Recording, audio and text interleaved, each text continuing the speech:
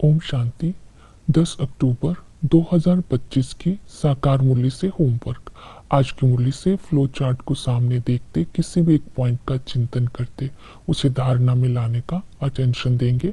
आज की मुरली से हम लक्ष्य लेते हैं अमरलोक में ऊंच पद पाने के लिए सतो प्रधान बनने का पुरुषार्थ करना है।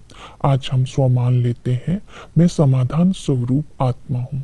अंतर्मुखी बन करके बाबा के साथ सर्व संबंधों का अनुभव करते हुए बाबा के संस्कारों को अपना संस्कार बनाते हुए बाप समान दाता बन करके शांत स्वरूप होकर के अन्य आत्माओं के विघ्नों को दूर करना है और स्वयं भी निर्विघ्न बनते जाना है। इस स्मृति में सारा दिन रहेंगे।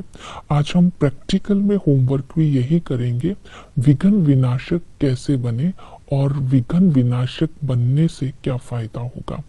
विघ्न विनाशक बनने के लिए आज हम सारा दिन बुद्धि में गणेश को रखेंगे। जैसे कि गणेश का सिंबल ही है नॉलेजफुल, तो नॉलेजफुल बन के रहने के लिए अपने अंदर समाने की शक्ति को धारण करेंगे। ड्रामा के राज को बुद्धि में रखेंगे। नथिंग न्यू का पार्ट पक्का रखेंगे और छोटे छोटे माया के जो स्वरूप आते हैं उन पर विजय प्राप्त करने के लिए जो गणेश की आंखें होती हैं वो पारखी होती हैं, तो छोटी सी बात को भी बड़ा देखती हैं। तो इसी तरह हमें छोटी सी कमजोरी को भी बड़ा समझ करके उसको खत्म करने का लक्ष्य रखेंगे। और गणेश के कान सूप जैसे होते हैं, तो हर बात को जो है परख करके अपने अंदर धारण करना है। और इसी तरह पेट समाने की शक्ति का सिंबल होता है। चूहे की सवारी अर्थात माया के छोटे स्वरूप पर भी विजय प्राप्त करना। और एक दंत दयावंत बोलते हैं, एक बल एक भरोसा रहना। तो गणेश का स्वरूप बन करके रहना। जब हम स्वयं निर्विघ्न बनेंगे तब हम दूसरों के विघ्नों को विनाश कर सकते हैं। तो इसी तरह आज और भी चिंतन करना है, विघ्न विनाशक कैसे बने। तो यही हमारे लिए प्रैक्टिकल में होमवर्क रहेगा। तो पुरुषार्थ करते हैं, सतो प्रधान बनने के लिए निर्विकारी बनना है। बाबा ने कहा काम महाशत्रु है। सबसे काम विकार का भी आधार है देह अभिमान। देह अभिमान में आना अर्थात पांचवी मंजिल से गिरना। काम विकार है चौथी मंजिल से गिरना। उसके बाद आते हैं लोभ मोह। तो बाबा ने कहा अगर हम क्रोध करते हैं तो उसमें गिरना नहीं कहा जाता है, गिरते तो है लेकिन पतित होने से गिरना शुरू हो जाता है। इसलिए मुख्य काम विकार और अहंकार को बोला। बाबा ने कहा अभी तुम्हें वापस घर जाना है तो पावन जरूर बनना है। इन 5 विकारों पर विजय प्राप्त करनी है। विजय प्राप्त करने के लिए कर्म इंद्रिय जीत बनना है। इस विकार का आधार ही आंख है। तो आंखों को क्रिमिनल आई से सिविलाइज्ड बनाना है। तो सिविलाइज्ड बनाना अर्थात आत्मिक दृष्टि रखना। जब आंखें आत्मा को देखेंगी तो आत्मा के निजी गुण ही इमर्ज होंगे।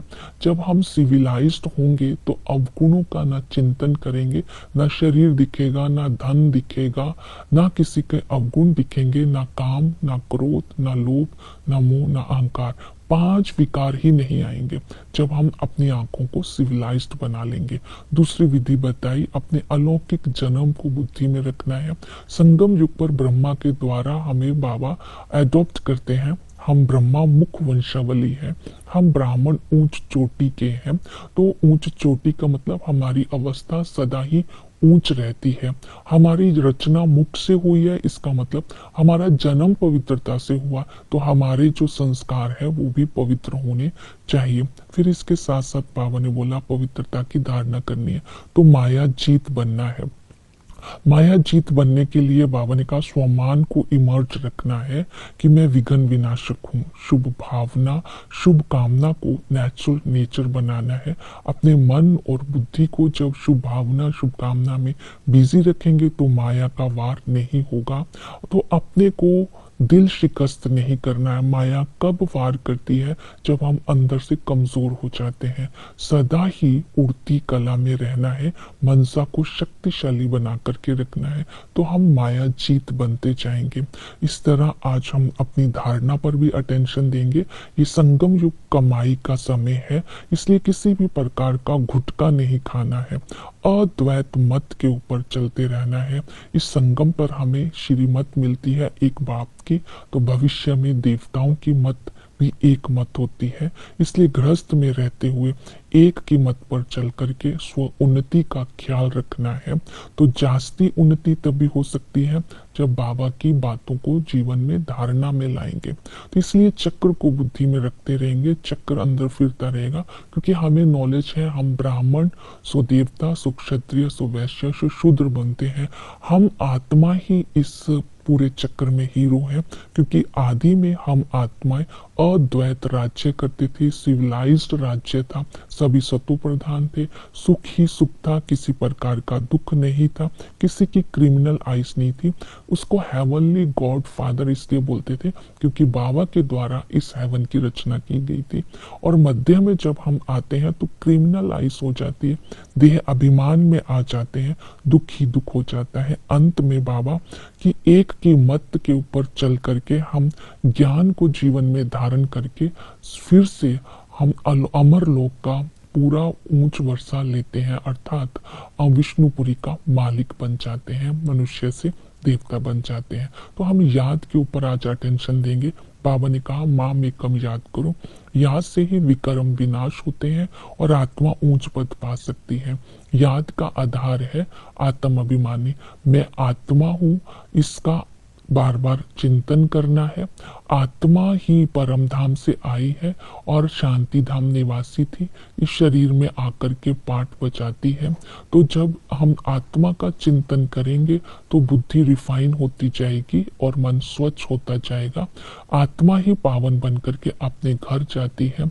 अब आत्मा जब आपको याद करती है तो सतो प्रधान बनती है, अगर याद नहीं करते हैं तो कर्म भोग से आत्मा चुकतू करती है। तो संबंध से याद करना है। हेवनली गॉड फादर से हमें हेवन वर्षे में मिलता है। इस खुशी व नशे में रहना है कि भगवान के हम बच्चे हैं, वही टीचर बन करके हमें पढ़ाते हैं। इस पढ़ाई से तीसरा नेत्र मिलता है, सिविलाइज मिलती है और हमें एम ऑब्जेक्ट मिलता है। इस पढ़ाई को अच्छी रीति से पढ़ करके ऊंच पद के अधिकारी बनना है और इस पढ़ाई को ही राजयोग कहा जाता है, जिससे राजाओं का राजा बनते हैं। सतगुरु आकर के हमें सतो प्रधान बना करके साथ ले जाते हैं। तो हमें आज सेवा भी यही करनी है, ब्रह्मा विष्णु शंकर का अंतर बताना है। आत्मा ब्रह्म में लीन नहीं होती है और बाप का परिचय देना है। ओम शांति।